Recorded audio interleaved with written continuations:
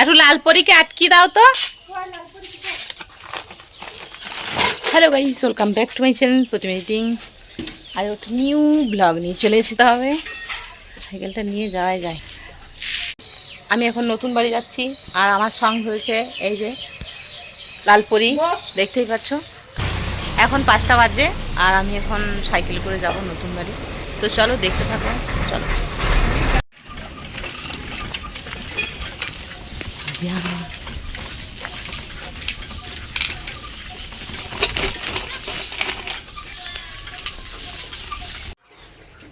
ফুটুর সাথে এইখানে এসে দেখা। ফুটু, হ্যাঁ রে ফুটু, ঠিক আছে ফুটু তুই বস এখানে, ঠিক আছে। তো ফ্রেন্ডস, আমি এখন নতুন বাড়ি চলে এসেছি। তো চলো এখন কি করি, আর এই ব্যাগটার মধ্যে কি নিয়ে এসেছি সেটা তোমাদের সাথে শেয়ার করব। আশা করা যায় তোমরা দেখলে সকলেই হাসবে। আমিও প্রথমে এসেছি কিন্তু তোমাদের সাথে শেয়ার করবো। তো চলো এই ব্যাগটা কি নিয়ে এসেছি দেখাই। এটা হচ্ছে বরফ, আমাদের এখন কিছু খাওয়া হবে সেই জন্য বরফ, আর এটা ঠান্ডা জল। তো ফ্রেন্ড, আমরা এখন এখানে নতুন বাড়িতে আম পোড়া শরবত বানাতে এসেছি। যেহেতু আমাদের এই বাড়িতে ফ্রিজ নেই সেই জন্যই বরফ আর ঠান্ডা জল আমি নিয়ে এসেছি আম পোড়া শরবত খাবো বলে। তো এই যে অনুষ্কা দেখতে একটু, ও কিন্তু সকাল থেকে এসে আছে। হ্যাঁ, এখনো বাড়ি যায়নি, আমার সাথে বাড়ি যাওয়ার কথা, এখন কি করে জানি না। তো চলো আমরা আম পোড়া শরবতটা বানাই। কে কে বানাচ্ছি সেটাও তোমাদের সাথে শেয়ার করবো। আশা করি যে বাড়িতে হাত লাগাবে আর আমি আছি। তো চলো দেখতে থাকো, ভালো করে ধুয়ে নে। তো ফ্রেন্ডস, তোমরা দেখতেই পেলে অনুষ্কা আম পোড়াগুলোকে ভালোভাবে ধুচ্ছে, সেটা দেখতেই পেলে। কারণ ও অনেকক্ষণ ধরেই বলছিল যে আমি আম পোড়াগুলোকে ধোবো মনি। তো সেই জন্য ওকে ধুতে দিয়েছিলাম। যেহেতু কাজ করতে চাইছে তাহলে তাকে কাজ করতে দিলাম। তারপরে দেখো ঠান্ডা জল দিয়ে আমি আমের শ্বাসটাকে বার করে নিয়েছি।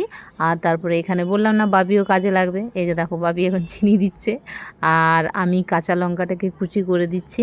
তারপরে বাবি আবার বিট নুন দিয়ে দিল, দেখতেই পাচ্ছ। এখন আমি ভালোভাবে মিক্স করে নিচ্ছি, তারপরে এটাকে সবাই মিলে ভাগ করে খাবো। খেতে কিন্তু দারুণ হয়েছিল, কারণ সেটার রিভিউটা অনুষ্কা আবার ভালোভাবে দেবে, সেটা দেখতে থাকো তোমরা। এই যে দেখো এখন ভাগাভাগি হয়ে গেছে যে যার মতো। আর আমি যেহেতু কাঁচা লঙ্কা খাই না সেই জন্য আমার কাঁচা লঙ্কাগুলোকে ফেলে দিতে হবে, করার কিছু নেই। কিন্তু টেস্ট কিন্তু হেভি হয়েছিল।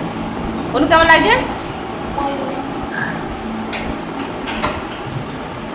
এত গরমে আম পোড়া শরবত স্বাস্থ্যের পক্ষে খুব ভালো, তাই তো? তাই আজকে ভালো বিকেলবেলাতেই আম পোড়া শরবত খাচ্ছি, ভালো খাওয়া যাক। নতুন বাড়িতে এসেছি আম পোড়া শরবত খেতে, বরফ আর ঠান্ডা জল নিয়ে এসে, কারণ এই বাড়িতে ফ্রিজ নেই সেই কারণে। তো চলো এরপরে আমরা আমাদের পুরনো বাড়ি ফিরে যাবো, কারণ আমার এখানে আম পোড়া শরবত খাওয়া কমপ্লিট হয়ে গেছে। অন্য এখন খাচ্ছে, দেখতেই পাচ্ছ। তো চলো এরপর ওই বাড়ি যাওয়া যাক। ভালো লেগেছে তো অনু তোমার? তো ফ্রেন্ড চলো অনুষ্কার ছাতাটা তোমাদের সাথে শেয়ার করি। ও ছাতা নিয়ে আজকে দুপুরে এসেছিলো, তো সেই ছাতাটা তোমাদের সাথে শেয়ার করবো বলছে, তো তোমাদের সাথে শেয়ার করে দিচ্ছি। চলো অনুষ্কা ওর ছাতাটা শেয়ার করছে তোমাদের সাথে।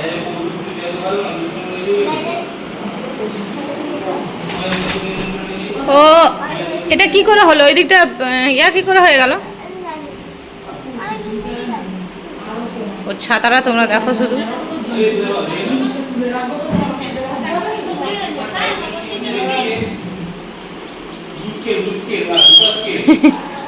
একদম পারফেক্ট। তো ফ্রেন্ডস, এখন আমাদের শরবত খাওয়া কমপ্লিট হয়ে গেছে, অনুষ্কার ছাতা দেখানো কমপ্লিট হয়ে গেছে। এরপরে আমরা বাড়ি ফিরে যাচ্ছি। তো ফ্রেন্ড, নতুন বাড়ি আসবো আর তোমাদের গাছপালা দেখাবো না, তা কখনো হতে পারে? তো চলো একের পর এক গাছপালাগুলো তোমাদের সাথে শেয়ার করি।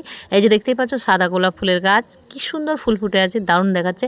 এই কারণে দেখাচ্ছি আমি অনেক দিন বাদে কিন্তু এই বাড়িতে আবার এসেছি। আর সব থেকে এসে যে বিষয়টা দেখতে পাচ্ছি সেটা হচ্ছে এই যে রজনীগন্ধা ফুল। এটা এর আগে কখনো এই বাড়িতে দেখিনি, বাট লাগিয়েছে শুনেছিলাম। তো আজকে এসে দেখতে পাচ্ছি যে খুব সুন্দর সুন্দর ফুল ফুটেছে। আর অনুষ্কা মাঝে মধ্যে আমাদের পুরনো বাড়িকে নিয়ে যেত, এই বাড়ি থেকে আমাকে নিয়ে যেয়ে দিত। তো সেটা দেখতেই পাচ্ছি, এই যে কত ফুল ফুটে আছে দেখো।